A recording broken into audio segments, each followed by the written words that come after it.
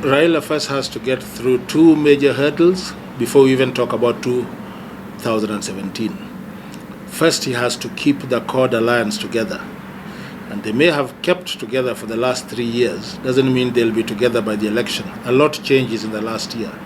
So first, he has to keep Accord united.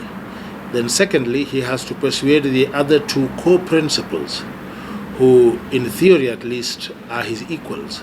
That is actually more of a challenge than running against Uhuru Kenyatta, who, although he has tried his best, hasn't really expanded his core support groups beyond what he had in the last election in 2013, namely the Rift Valley and Central. He has had no luck whatsoever spreading his support group, his core support group, beyond that region.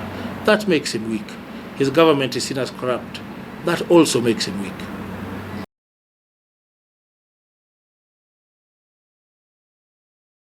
It would really make a lot of sense for Raila to groom someone else, and many people have said this.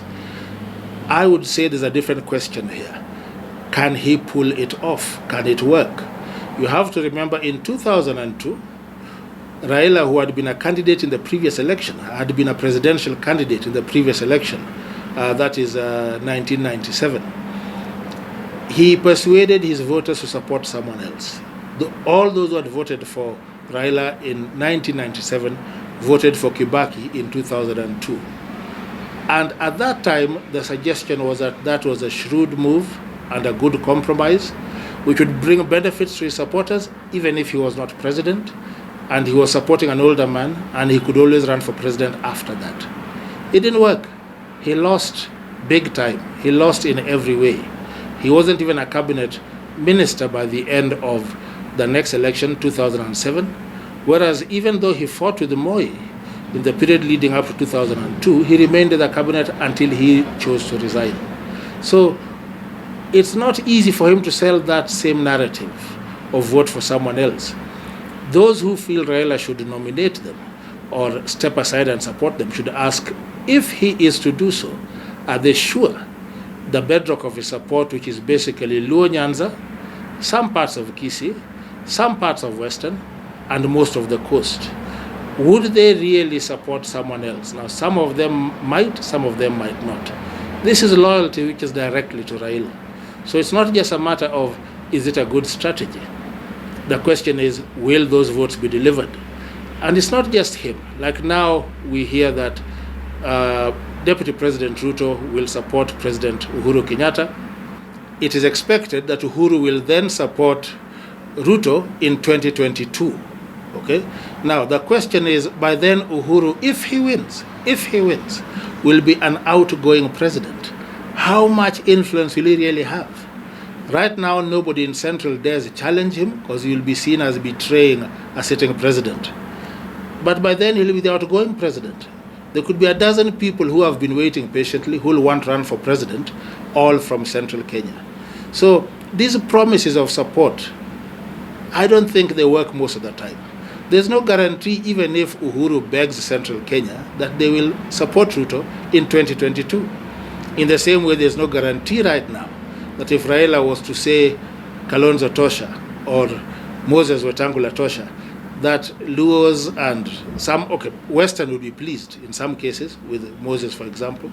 But there's no guarantee that that vote would go to whoever he nominates. He played that card once. It failed completely, miserably. He'd be a fool to play it again.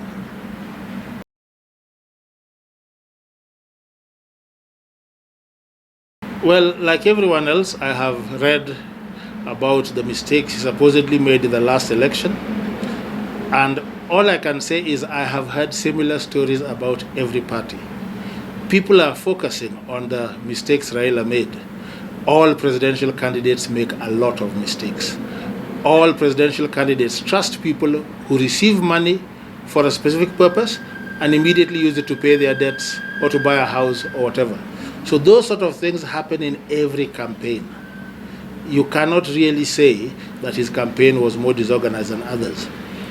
One thing he could do, though, is to find a way to fight the appearance that he interferes with the grassroots nominations. President Uhuru Kenyatta does not have that reputation. President Kibaki did not have that reputation. You have to go all the way back to President Moi to find someone who wanted to decide who has won in what constituency or who gets what certificate of nomination. So I do not know the truth about this. I'm not an ODM insider. But the strong impression is that ODM preselects its candidates and that the so-called party nominations are a sham, and that you'll campaign in broad daylight, win in broad daylight, and then someone else gets a certificate. That demoralizes many of your supporters. And it's now understood that if Raila had a weakness in the last election, it was a failure of turnout. Now, if you are to get a maximum turnout, it must start at the grassroots, where people are turning out to vote for the MCA they love, or the MP they believe will make a big difference, or the governor. And while they are doing this, they'll also vote for you as president. So you need genuinely popular candidates at the grassroots to do that sort of mobilization.